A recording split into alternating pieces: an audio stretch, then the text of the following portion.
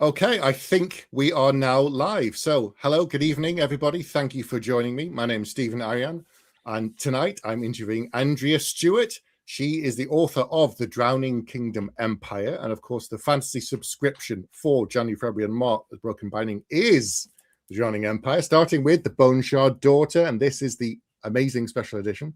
I absolutely love it. We were just saying, what's this kind of stuff on the front? It's the water on the It's the specials. water. When you Yeah. tilt it, it just looks so. Sprayed edges are amazing.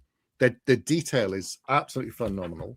I absolutely love it, and the colors. I can't wait to see books 2 and 3 now when you get them all together and kind of line them up. I'm just The looking the forward to artwork them. is incredible. Like yeah. It's Like, exactly like matching how I saw it. well, that was my first question. Is like we spend all this time playing with things in our head and we picture them, and but they're not real, and then someone recreates it and makes it a thing. So how close was it to what you had? Oh, it definitely was very close. So I did like was having conversations with Petrick behind the scenes, Yeah. the art director, as far as like, is this right? Like he showed me the sketches. So there was really like very only like a couple of small adjustments to make really to match the book. And I was like, this is perfect, especially like those interior illustrations, which I felt like really picked up on the like horror aspect of it all. Which Mhm. I'm like, is it a book written by me if there's not just like a little bit of body horror in there? So so I was really enjoying that. Like the one of the illustrations is quite like it's quite dark, and Okay. I'm very thrilled with that. Trying to avoid spoilers. So Yeah, I should say we're going to keep this chat as spoiler free as possible. So if anybody wants to ask questions, please keep them spoiler free, and we'll try and bring them up and talk about them. Some people will be watching this back later, so unfortunately you'll just have to. You missed out. So there you go. So speaking of horror, was that an influence for you growing up? Were you reading science fiction, fantasy, horror, and how did you come to fantasy? Because I always say reading, but of course these days people come to things differently. It could be games, it could be comics, it could be TV well, shows and books. I'm old school. Like, I'm 43. So back then there weren't a lot of games. I did play King's Quest when I was younger. So I Mhm. did that did enhance my love of fantasy already.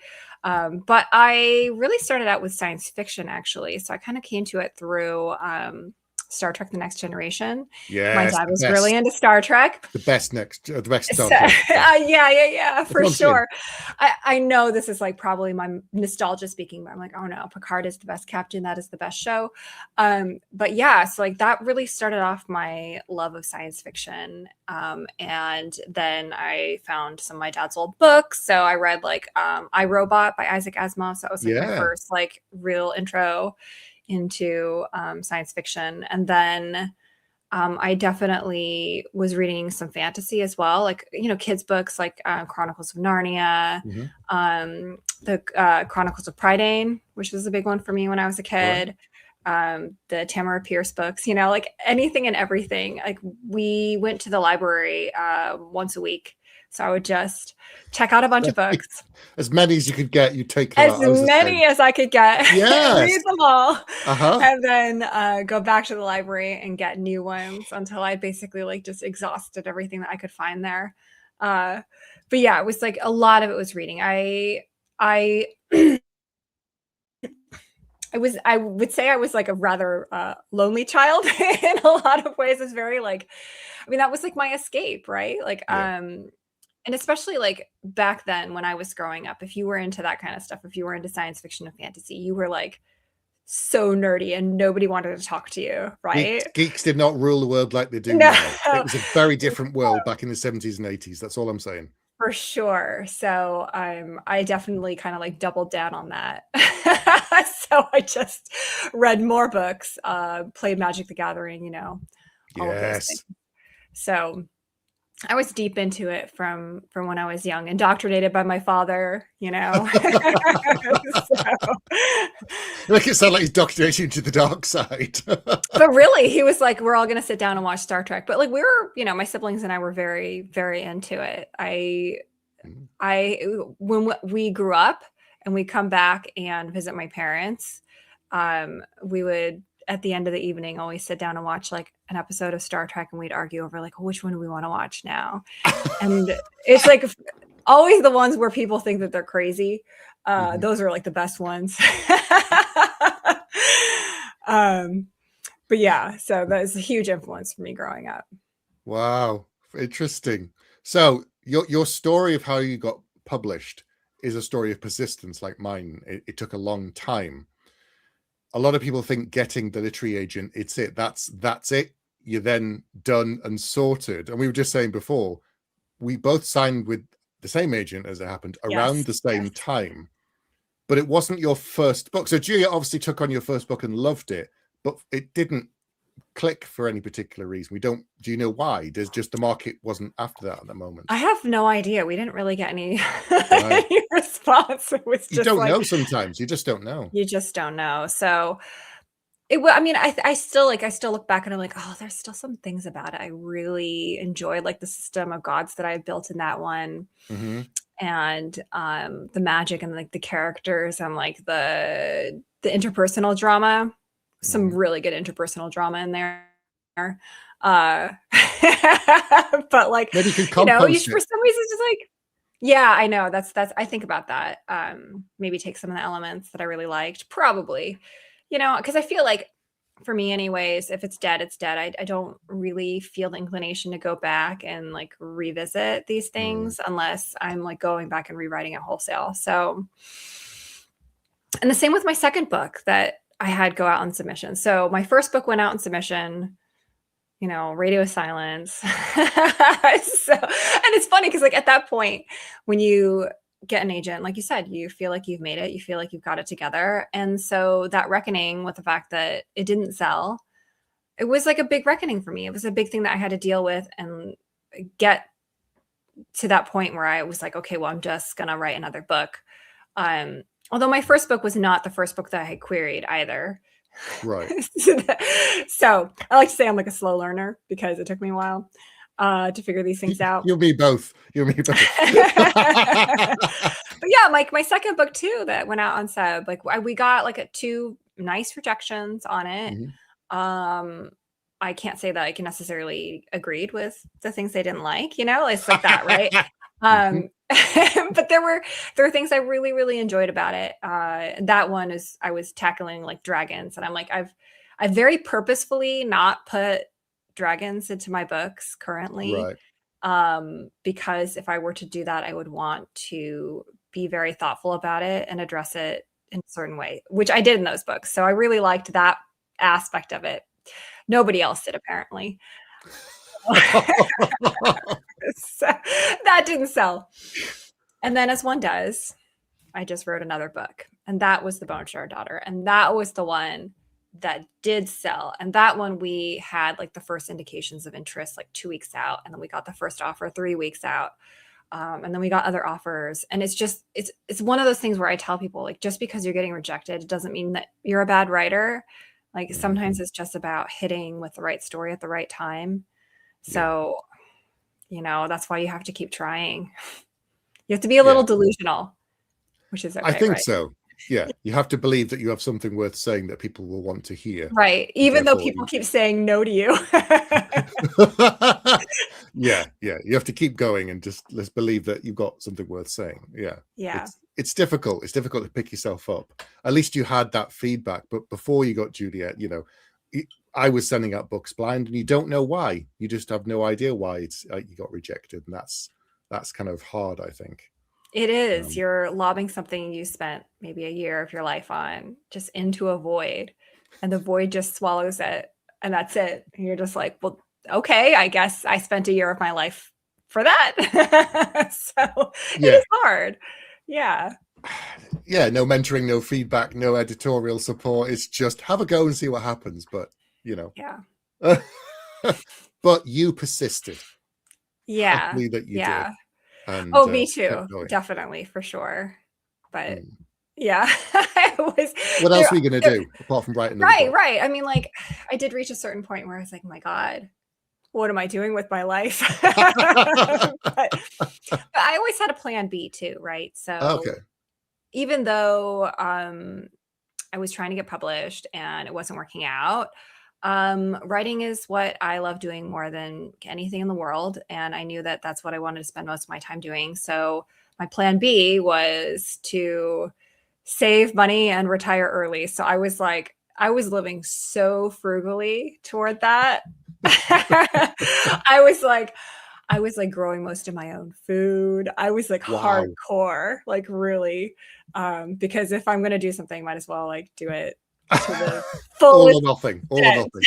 nothing. So that was my plan B, just retire early and then spend that time writing whether or not anybody cared to read my words. Well, yeah. If as you say, if you love doing it, yeah, I'd keep You'll writing find a anyway. way. You'll Yeah, find a way. yeah. And now things are changing much with self-publishing. I guess people can just put the books out there and see what Yeah. happens. Yeah. It's totally different. And this It is nice internet that thing came along. I know, it is nice that there's more options. Like when people ask me about like when I started querying, I'm like, well, the earliest email records I have are 2007, but I do remember sending out the self-addressed stamped envelopes like Yep. before that. Oh yeah. Yeah. Yeah. Nowadays you don't have to know what SASE stands for. So It was painful when that envelope landed because as soon as you saw your own handwriting, you knew exactly what it yeah. meant. Yeah. You're like, Oh, oh yeah. no, not Yes, again. another one. Hmm. And it costs you postage, yeah. Yeah. Look at us, two old timers talking about the I old know, days. I know. Kids did it. Anyway, so tell me, so you've had a couple of knockbacks and the books didn't go. So where did the Bone Shard Daughter come from? Because you said it does have fantasy elements, obviously horror elements, and a bit of kind of a magic system that we can talk a little bit about. But do you know where because it's so long ago. We were saying in the introduction you've put in the front of this, Broken Brown one, you talk about being a time traveler, and it's true. We're typically writing a draft of one book, editing another one, starting to promote a third book, and by the time everything shuffles along, you're 2 years in the past, but you're also in the present, you're also in the future. So can you even remember where the Bone Shard Daughter and the Drowning Empire came from? This one actually is funny because I feel like a lot of the times when we talk about where a story idea comes from, there's no one point. No. It's just a coalescing of ideas that we've had for who knows how long, and they start to come together. And like that is like the birth of a story idea. This one, however, I can point to a specific time in which this idea arose. And this was actually when I first got the idea. It was way, way back when, oh gosh, I think it was maybe like 20, was it, I don't know, 2014, 15? I don't know. It was like a while ago. It was like the San Antonio World Con, actually. Right. So I went to that. I was like an unknown. No, I had published a couple, like one short story maybe. But I went out to lunch with some of my other writer friends, and we went to a food court in a mall. And my friend Marina Lossetter, who is a science fiction and fantasy writer as well, who's also now published, was not back then. She went and got Chinese food at this food court. And if you know anything about Texas and malls and food courts, you know that a food court in a mall in Texas is probably the worst place to get Chinese food. So it was very bad. Oh dear. And there was a shard of bone in her food that she almost choked on.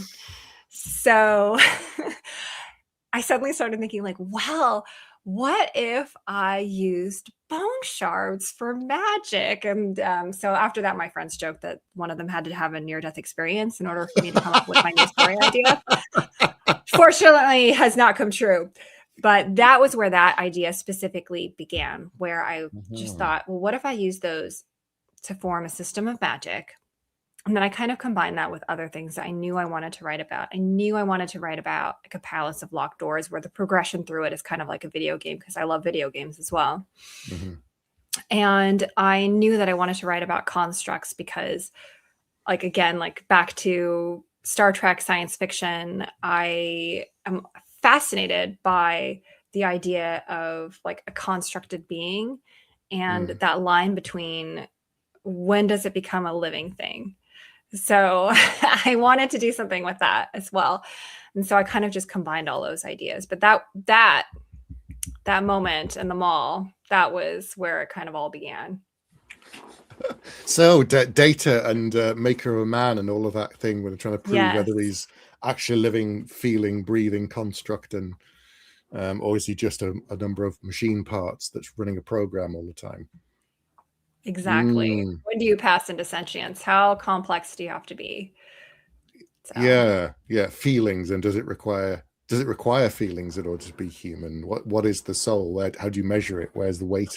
All one this of the stuff. interesting aspects to me is like if you can control a thing, does that make it less likely to be sentient? And that's like something I think that we see in that one episode, Measure of a Man, and also something that I was trying to address when I was writing these books. Mm, yeah.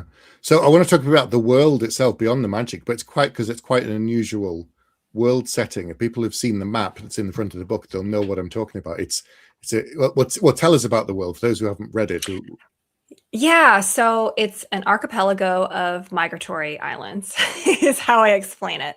Yeah. Um, yeah, I mean, first off, like I've always been fascinated by archipelagos, islands. I very strongly imprinted on like Wizard of Earthsea and Voyage of the Hmm. Dawn Treader. So I knew like I wanted to write something in this kind of setting. But also, one of the things that I was constantly thinking about when I was writing fantasy is why do we so closely hew to this like medieval Western European setting Hmm. so consistently and so often? So I knew I wanted to have it in an Asian setting, but I also was like, it's fantasy. Like we can do anything that we want. So let's go ahead and do anything that we want. So the islands do migrate. They migrate with the seasons, which affects the way that the inhabitants experience their wet seasons and dry seasons. And it also affects the way that they navigate.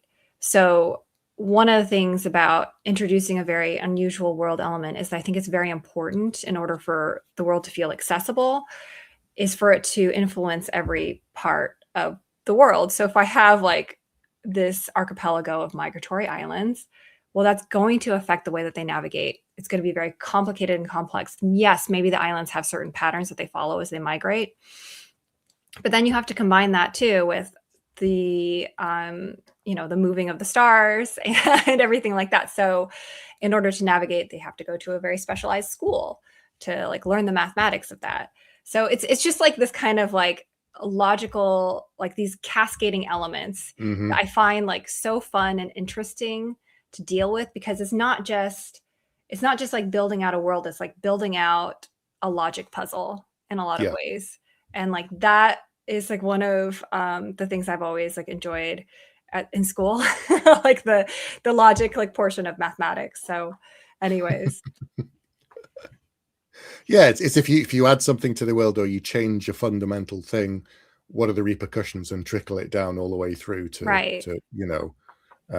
so like in R.J. Barker's books, one of his, the Bone Shard, the Bone Raiders, there's no wood anywhere, so all the boats and ships are made from dragon bones. And then in another friend's book, magic imbues like everything, right down to the effluence, and it goes into the soil and it goes into the sewers. And so it's like literally is magic everywhere, and what does that effect have on the land and all the soil and all the creatures? And so it's that I like that kind of cascade thing of thinking It's about, so well, fun. It is. But it's also like yeah. human nature too, right? Like how would people handle this? And sometimes it's interesting and sometimes it's like interesting in a bad way. We're like, how would people like take advantage of this, right? So Yeah. Yes. As you look at AI, like we were saying, like artificial intelligence, people use it in a good way, people use it in a bad way, people shortcut it. It's yeah. It's supposed to make our lives easier, and so far I've not really seen that. yeah, I mean, we could talk a lot about that and the way that it's affected the ways in which we live and the promises that have been made. But yeah, I Tech live in promised. Silicon Valley, so I hear it constantly. Tech promised. I'm still waiting for all of my automated things that I want that I'm not getting yet. That I actually want it to do, right? Instead of I want my replicator, I want my tea, my Earl Grey hot, I want, all this kind of automated stuff that's really clever. Food sequencing, all that stuff. I want all of that. All the Star Trek stuff. Yeah. Well, we got the computer play Bach, and it'll now it's now it'll do that. Yeah. We have our iPads. Yes, oh God. Yeah. The tricorder's kind of not quite as complicated. Yeah, we're getting there. Yeah. We're getting there. And the pads and things. And yeah. Anyway, so back off Star Trek. Talk to me about the character. So having had this magic system and started building out the world, and obviously you said people have to know how to navigate. We know one of the characters in the book is someone who sails around. Where did the other characters come from? Were you just kind of filling that logic puzzle of the locked house with all the rooms and somebody you did? Well, again, it's like those things where it's like, what are the like archetypes that are constantly going through my head that I want to explore a little bit more? So one was definitely a like daughter who is trying her best to please her father, who is very difficult to please. Now, anyone who's familiar with like Asian culture, like there's like it's not autobiographical in any way. It's purely coincidental. I mean, oftentimes like Asian parents have very high expectations of their offspring. There's like a lot of like filial piety and everything. But like I definitely had like very high expectations placed upon me. So there's like a little bit of that in there for sure. But I think like obviously like my mother is a lot softer than the character in the book. So there's that. I knew I wanted to kind of explore that, as well as to have a character who was very good at like figuring things out, because she had to kind of figure out these logic puzzles in order to get closer and closer to the truth. So there was that character I knew I wanted to deal with. I knew I wanted to have like kind of a Han Solo-ish, like smuggler with a heart of gold. So that became Jovis. Mm-hmm. And then I also knew that I wanted to have like two characters who were in an established relationship, because so often we see characters who are just meeting and they, fall in love and everything. And that's great and wonderful. But I felt like there was still like a lot to explore within that framework. So that's where Renami and Falu came from, where they have a relationship at the beginning, but they are from two very different, like, classes in their world. Like one is from a ruling class and one is like a peasant. And they kind of have to, because of the circumstances of the world and the way that the politics are going, have to reckon with that disparity between them. So I knew I wanted to explore that, because I feel like even when you are in an established relationship, you kind of come up against different challenges as you move forward, and as things in the world change, as things in your lives change, you kind of like you still hit different challenges. It's not like all over. It's not happily ever after. Yeah. So I wanted to kind of deal with that. And then of course there's Sand, who is quite mysterious and doesn't know like why she's there and how she got there, and she kind of just ties everything together basically. And you've written in third and first person in this book. Yeah, I know. I'm a very like why choose kind of person. So how was it? And did you get any pushback originally? When I did not get any pushback. Okay. This is the thing. So I very specifically, well, part of the reason is a why choose kind of thing. Like I'm like, I like writing in both. But that's the very shallow reason. I don't think that you can do things differently in a book and subvert or go up against expectations without having a very clear purpose. So what I always say is you can do anything in fiction that you want, anything, but you have to have a very clear purpose and you have to do it well. So my purpose here was the two first person points of view are the characters around whom the other characters are kind of orbiting. So we get kind of that closer first person view from them. And they also take up the bulk of the trilogy. And then the other characters who are more peripheral are the third person characters. So that was like one of the signals I kind of put out as to that. But yeah, I feel like I did it well enough that like nobody complained, at least not that I know of. No, I haven't read no. enough reviews to figure that out. Mhm. But yeah, because I feel like if you do it well, like honestly, I think that most people don't notice what like tense or POV it's in. Like once they finish reading the book and it's a good experience, they Mm. may have trouble recalling that. And I think that's like a signal that you did it really well. So Yeah, yeah.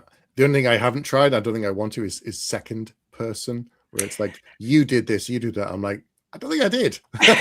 So see, that is like something I do feel like I've seen it done really well. N.K. Jemisin comes to mind, but it was done again with a very clear purpose. And even when you do it with a clear purpose and you do it well, though, there will still be the odd person that just bounces off of it because of it.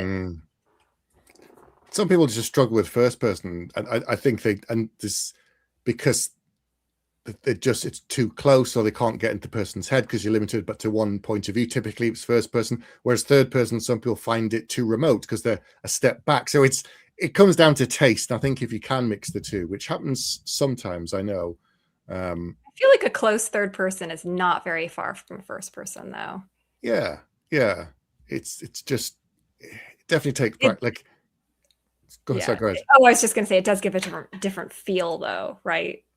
A different vibe, if you will, as they're saying these days. So I'll take your word for it. Yeah, it does feel different. I because you talk about the old books. If I look at my old books now, I haven't dared. I think I'd just be embarrassed by not being able to get to where I wanted to in my head. Whereas now, when you look at third person or first person, I think it's just practice. It's just like everything else. You've changed, I've changed, and talking about a book you wrote 5 years ago, 6 years ago, and you're like, one, you have to try and remember it, and two, you're not the same person you were when you wrote yeah, them. I don't dare go back right now. Like I'm too afraid. Honestly, I have started to like listen to the audiobooks before, and I think that the narrators are fantastic. But I like can't bring myself to listen to the whole thing. I just like cringe away from it. It's just too much, you know? So Did you pick the audio narrators for your book? I did. Yeah. Yeah. They sent me auditions and that was really fun. So Yeah, listening to the auditions was really fun. But for some reason I can't bring myself to listen to the whole book. I It haven't. just yeah, I can't do it. It's like Don't. too weird to think that like somebody took it seriously enough to like act it all out like by their voice. It makes me feel too self-conscious. I can't do it. I listened to like a few for one of my books, and when the guy made me laugh, I knew he was the right one. But none of the ones, Right. and it was the way he paused and his intonations. It wasn't even what I'd written; Mm. it's the way he Mm. performed it. I'm like, that guy, he's good. Whoever, and he was brilliant, and he was funny, and he brought wit to it that I wanted to do, but he did it way better than me. But I've not dared listen past that first sample. I just think I was sitting there going, that sounds a bit, you know. It seems a little self-indulgent, doesn't it? Yeah. Yeah, I can't be doing it.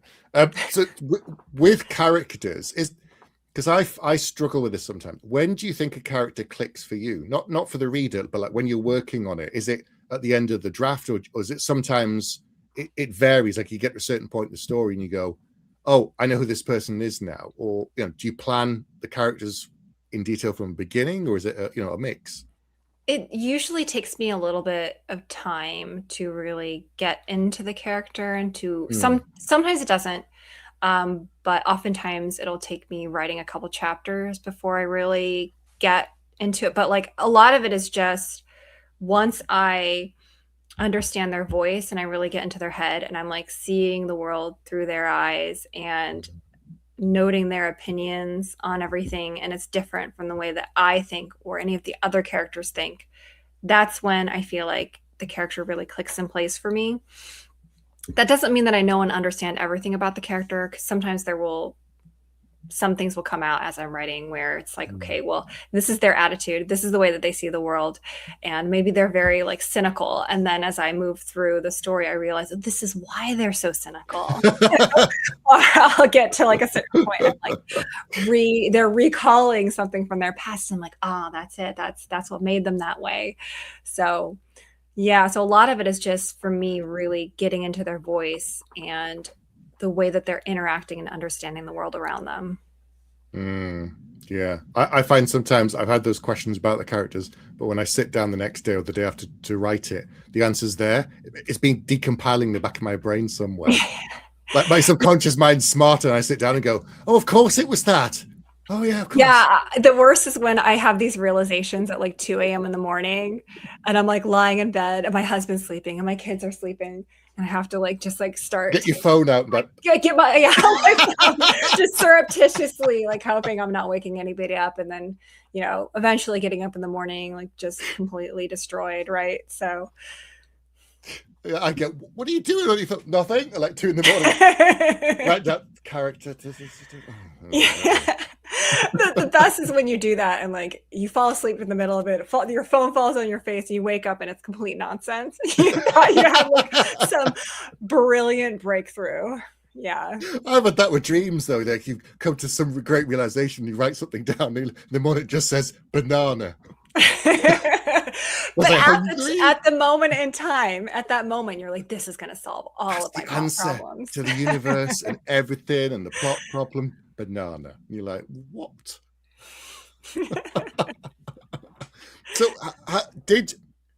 So when you wrote The Bone Shard Daughter and the whole trilogy, had your process evolved? Because you'd written several books before that, and obviously 2 of the books that went out in sub. Had your process evolved when you got to this one? Like, was there anything noticeably different for you? Because when the first book went out and it got published, there's no different for me. It was just another book. I'd edited it, I worked on it, sent it out. Like, could you discern any difference? Well, this was one of those fortunate and unfortunate experiences where I kind of like wrote the whole thing in like this one very quick burst, and then I didn't end up having too many revisions or anything to make afterwards. And then at that point I was like, oh, I know how to write a book now, right? And then of course, like I went into book 2 and it completely destroyed me. So,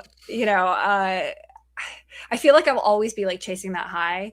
Not that it like makes a difference in the final product, but the experience of just writing a book in like one fast burst and like having it all just flow out and not having to make too many changes, such a dream. But every book is different, unfortunately.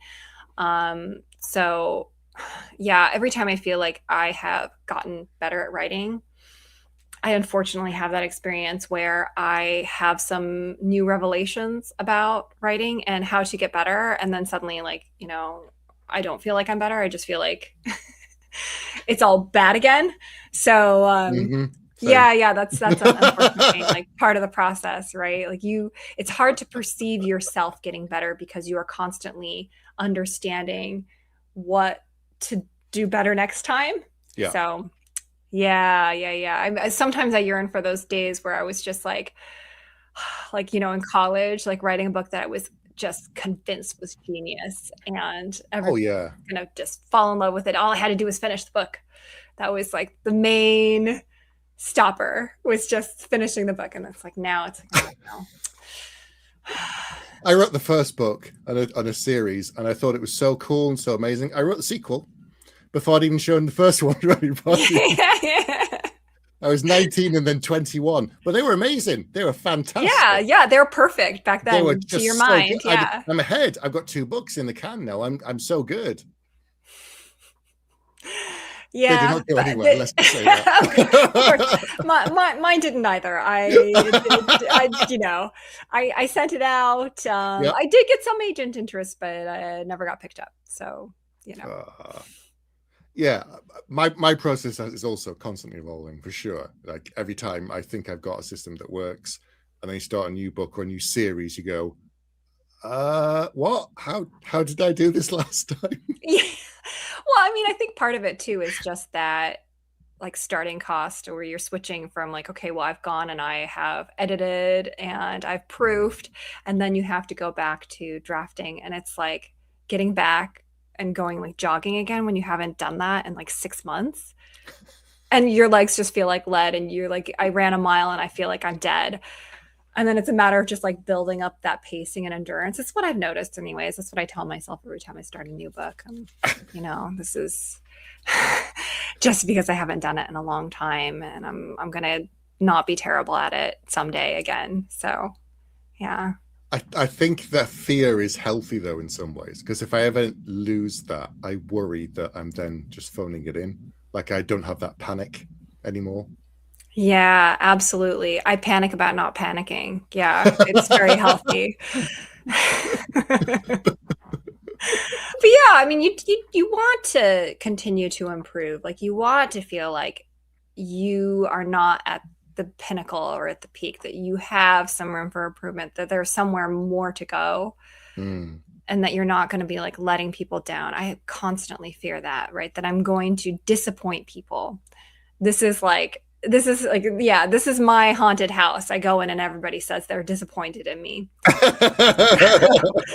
That is like absolutely like, especially when you're writing toward the end of like a trilogy, you're like, I just don't want people to hate this, or like you don't want it to be like season 8 of Game of Thrones, right? I'm sorry, but like the last book seasons are lost. It's like everybody's talking about it, and suddenly nobody's wanted to talk about it anymore. Yeah. It's true. You just fear getting to the end and going, really, Yeah. And that's where I'm at right now, because I'm wrapping up dev edits on a third book and thinking, is this good enough? Is it? I don't know. Hopefully.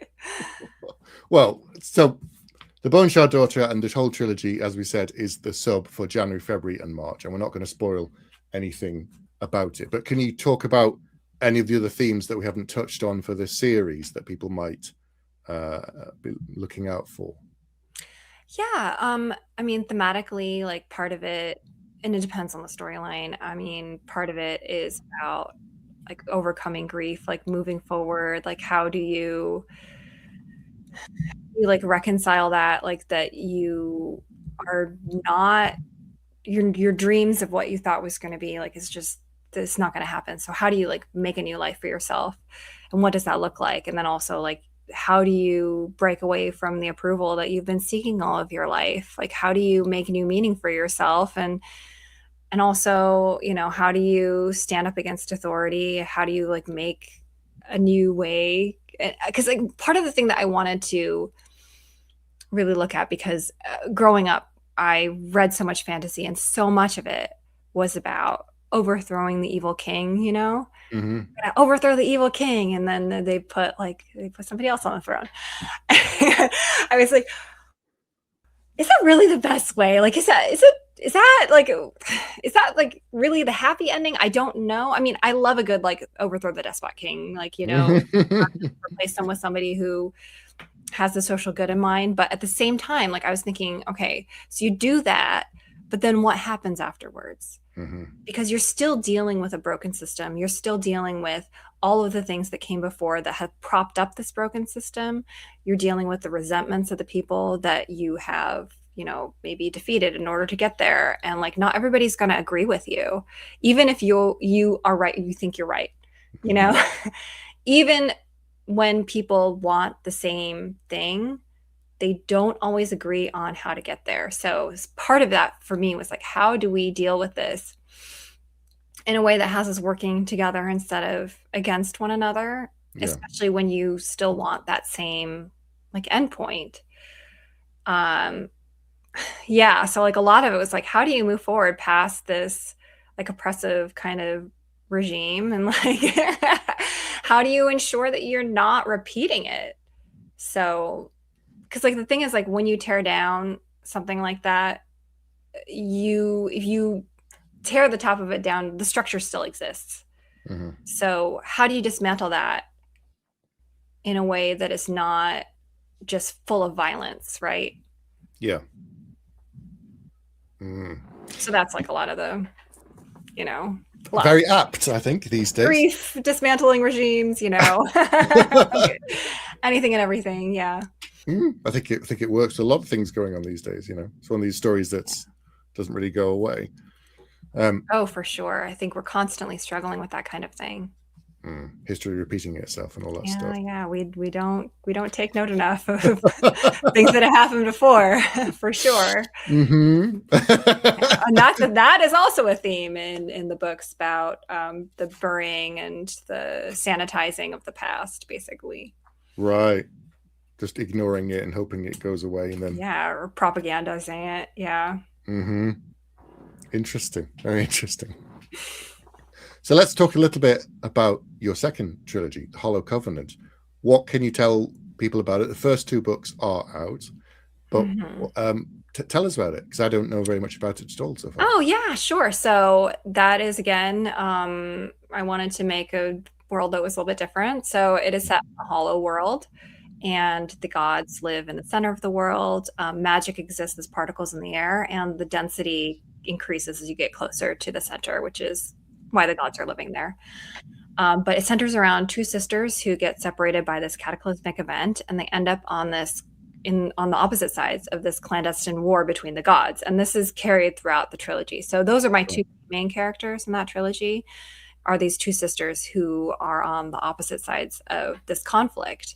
So with that, I wanted to kind of explore that sister relationship and the ways in which they have changed as people, but are kind of still like in that same place as they were as like children. They still cling to that. And I feel like anybody who has siblings like knows what I'm talking about, where you get older, you change so much, you're different people, but like you still like interact in certain ways with your siblings that are very reminiscent of the people that you were before.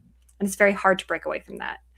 So I wanted to examine that. I very much wanted to examine like the role of religion, and especially like cultish ones. Right. Interesting. So like how does that take hold, and how do they kind of get people to follow them, and how do you break away from that? And I've had some people tell me that they really appreciated that part because they had broken away from kind of cult-like religions. Right. I'm like, yeah, it's really, really hard. It's not as like easy as being like, this is actually wrong and I'm going to just go. There's like so many things that they do to kind of entangle you in it and to make you feel like there is no other way. So there's that. I have a political character who's like very chameleon, like climbing the ranks. And then I have an inventor who is very fun to write, who is just trying to like discover new things about the world, right? But who also exists in a certain amount of privilege. So, so there's all these characters again, but I had a lot of fun with it, and I'm a little bit sad that it is coming to a close because I got to explore a lot of parts of the world, different ideas. That one's much more like dystopian. I would say my Drowning Empire trilogy is like a really good introduction for people who want to read fantasy who maybe haven't. I'm like, it's gentle. It kind of like takes care of you. And then this trilogy, my new one, is a little bit more like just kind of tosses you into it. So I feel like it's like I wouldn't recommend it to somebody who's not read fantasy before, basically. Right. So the world's a bit more complex and you just have to kind of sink or swim. A little bit, but like, I mean, I still keep it accessible. Like if you've read any fantasy before, you should be able to, follow along. I try to keep my writing style very clear as far as that goes. But it is like darker, more gritty. So more horror elements, perhaps? I mean, there's definitely horror elements. There is absolutely horror, body horror again, because I can't get away from it. It's fascinating to me. So yes, I'm the person that goes on Wikipedia deep dives about parasites. So it's just so like interesting to me. So yeah. The cult things is interesting though, because I've watched various documentaries about it, like the power they have over individuals, and it's not just they just take the person away from everything. It's the thing of this, they sort of empower them and then feel like they can't leave because they'll rob, suddenly they won't have a support system. Like, we've been there for you, we've done all these things to you, and another one's cut you off and changed the way you think about different things, and it's very controlling, very kind of manipulative. That's exactly like the way that it is in the book. And then the characters kind of have to reconcile too with the way that they're like the two sisters, the way that their relationship has led to the one sister being very susceptible to this. So that's like part of the whole their whole relationship reckoning as well. Yeah, how do you overcome something that if you've been told something so often? Breaking away, changing the way you think about things. Yeah, and also like taking yourself away from everything that you thought was important and that you cared about and the people that you care about. So yeah, it's a lot.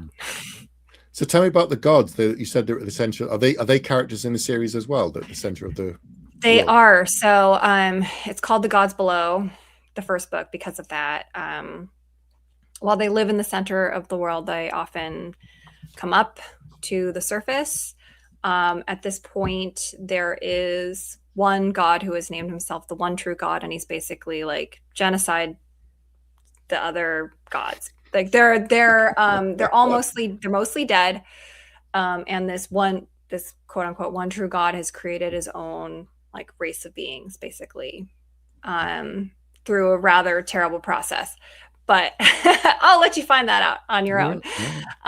So that's like there are gods, but they are not, they're more like the kind of Greek fallible gods rather than the, right. Okay. all knowing, all seeing. So yeah. When we talk about being a kid in the library, I read the entire Greek, Roman mythology section at the local library. Then I went on to the Norse mythology, then all the Asian ones, then as much African ones that I had in my little town library, which wasn't much. Oh yeah, I was reading all of those too, and then all of like the adaptations I could find. Yeah. All the Earthsea books, yeah. Animals are farthing wood, like the whole, just like anything weird, talking animals. I'm there. Talking animals. Oh yeah, like Watership Down was the book that I reread over and over again as a kid. And we should say there's a little guest animal companion in Bone Shard Daughter, in fact. Yes, I mean that was the book that I was like, you know what? I'm just going to put everything that I just love into one book. Hence, like, the kind of video game aspect, the like lovable smuggler, and then an animal companion, because I love animal companions in books. So I really wanted to put one in there, and he's fun. He's like he's got quite the little personality. Like I wanted something that was like very like mischievous, food motivated, but also like he kind of is like the conscience of one of the characters in some ways. So. Yeah. Good. Yeah, I love an animal companion. Yeah, I don't think we see enough of them, to be honest. It brings back some of that innocence, because a lot of books are quite dark, and I think having that light is necessary. Oh yeah, like I write about some very dark things, but at the same time, I'm like, you know what? Every time we go through dark times, somebody's got some like real dank memes, that are very funny. And it's like that dark sense of humor. Like people still will joke around in even like the most horrible of times. So I feel like it's important to keep that kind of balance in a book where, yes, you can have unrelenting darkness, but somebody's going to laugh about something. So yeah, they've got to. Yeah, for sure. So you said you're on edits on book 3 of Hollow Covenant. Yes, so I'm doing dev edits on that. Yeah, so I'm gonna hand those in this week. That's that's the goal. Yep. That's it, and then you're done. And then I'm done until I get copy edits back. Yeah. But what's next? Are you already planning, or are you writing? I am. Yes. So, for people that don't know, I did write a thriller. So that I probably have like copy edits to go through on that, and then I have like another thriller that I'm contracted for that I need to write that I already pitched to them. They said yes, so that's cool. But I have another proposal that I'm working on, so another fantasy, because I'm never gonna abandon that. It's like my first love, right? Mm-hmm. Um, so yeah, I've been working on that. I've just been labeling it Death Unicorns right now. Because I'm like, you know what? Unicorns. We haven't done unicorns for a while, Nope. and I feel like there's basically like I'm kind of combining some ideas from like Western unicorns and like Eastern unicorns. So like if you look at the Eastern unicorns, one of the parts of that mythology, like the Kirin and the Qilin, is like that they appear when a great sage is born or when a great sage dies. And I was like, Interesting. oh, when a great sage dies. So let me like riff off of that. So Yeah. basically that's like where that idea has started. But anyways, I'm working on the synopsis. I wrote a pitch already, but that one I'm hoping to keep to at first I was like one book, and I'm like, oh, it's gonna be like at least a duology, and I'm like, oh, like I don't want to do a trilogy, so I'm like trying to keep it, reined in very, very hard. Do you struggle with word count then? We're keeping the word count down as well. I don't. I do and I don't. So, Yeah. um, I think what I do have trouble with is too much plot. Like I just want to Right. plot. I just want to throw a bunch of plot in there. So yeah, like the Hollow Covenant trilogy, it actually gets like smaller each volume. So maybe I'm just learning to be more concise. I don't know. But and then of course the thriller, it's like 80,000 words. It's not like it's like little baby, right? Nothing. Do it in a week. So Write it's it in a not week. that like I have trouble with that. It's like more that I have trouble on like I'm like, what if we explore this idea too? And then it's like, no. That's gonna like lead to like another book, another storyline, and we gotta stop somewhere because I don't want to write another trilogy. It's like really my goal here. I think I'm done on trilogies for a while. That's it. I've done 3. Oh, I've done it's for a hard. while. It's so hard. It's exhausting. 3, you did 3. Oh my goodness. Yeah, I did 2, and I'm like this is enough. This is you can have this of me for a while, and then maybe I'll swing back around to it at some point. But What are it's like trying to weave everything together and like pull together that last book. It you is got to an make it all undertaking. pay off. You got to make it all feel worth it. Got to make it feel earned. It's got The to literal headaches from it, though. Like I've never had a migraine before I have written a trilogy, and that the getting to the 3rd book and trying to hold on to all of these threads. Like you remember like choose your own adventure books? Yes. And like if you have like this like crisis of choice and you don't want to make a choice, and suddenly you've got like all your fingers and like all the different parts of the book, and you've like run out of fingers. Yeah. That's what it feels like when you're writing that 3rd book, where you're like, okay, I'm trying to hold on to all this stuff, and then you just lose it at some point. You just feel like you're going crazy, for sure. Worst book I ever wrote, most difficult, was I wrote a trilogy, then I wrote a sequel trilogy set 10 years after. So that 6th book, I was like, I have to make sure everything in this one works. And I spent so long on that one. Like, I don't even want to say. Well, then you forget like the stuff that you wrote before, and you're like, oh my God, did I write myself into a corner over here? Or what did I say about this? And then you have to try to remember all that stuff as you're trying to wrap it up so you're not being inconsistent. Yeah. One series I pitched Juliet as a trilogy, and then she went, "Is it a trilogy?" End up being a duology, and I'm like, "Good, I'm glad now." And it was just the 2 books. I was like, "Okay, it's fine, I'm okay with that." Now it's like a standalone with series potential. That's the key word for now today. Yeah, I wanted to make this one a standalone, the next one, and I'm like, it's just not going to happen. But someday I will write that fantasy standalone, and it will not be like a massive like Priory of the Orange Tree. It's going to be like something reasonable. Someday I'll do it. Priory. I've written flash fiction before. It's possible, right? So yeah. This is it. I started in fan fiction. That's where it was, copying someone else's, building in their world. You write fan fiction, and it's short. We can do it, Anyway, so where are you going to any conventions this year? Are people going to see you out and about? I am planning to go to Worldcon this year in Los Angeles. Okay. I don't have any other plans. I'm trying to kind of keep it to a minimum this year. Because next year is when my first thriller comes out. And then my last book in this trilogy will have just dropped. So it's going to be very, very busy because I'm going to want to hit events for the thriller stuff as well as the fantasy stuff. So, and then I have 2 young kids. So it's, you know, they're always like, Mom, do you have to go? And I'm like, oh, you know, the guilt trip. Oh, they lay it on thick. So yeah, probably just Worldcon this year. Yeah. Okay. Well, yeah, people can watch out for you there and follow you on social media and find out where you're going to be. Thank you for coming on and rambling with me about books. Yeah, it was fun. Love talking about Star Trek, man. Like that's a whole podcast. Like if I did podcast for 10 years and I stopped, but like if I go back, I'm doing a Star Trek one. That's it. Like it would be so fun to talk about some of those episodes. Like one of my favorites was Schisms, you know, where they Which one's that?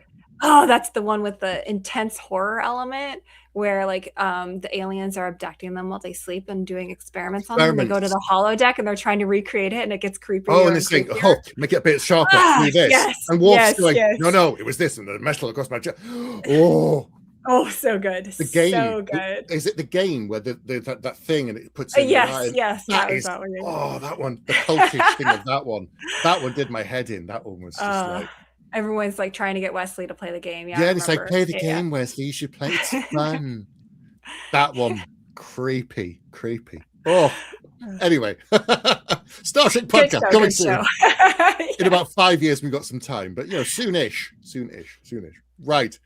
Thank you for joining us, everyone. Don't forget to pick up The Boneshard Daughter and read the trilogy, and it'll be running January, February, March this year. Bookmarks as well. Check out the books. There are some copies still available, I think, but not many. They'll go into general sale once the subs are done. So keep an eye on the Broken Binding special website for that, and there'll be links down below. But Andrea, thank you very much for joining us, and I'll talk to you soon. And thanks everyone for tuning later on. So good night, everybody.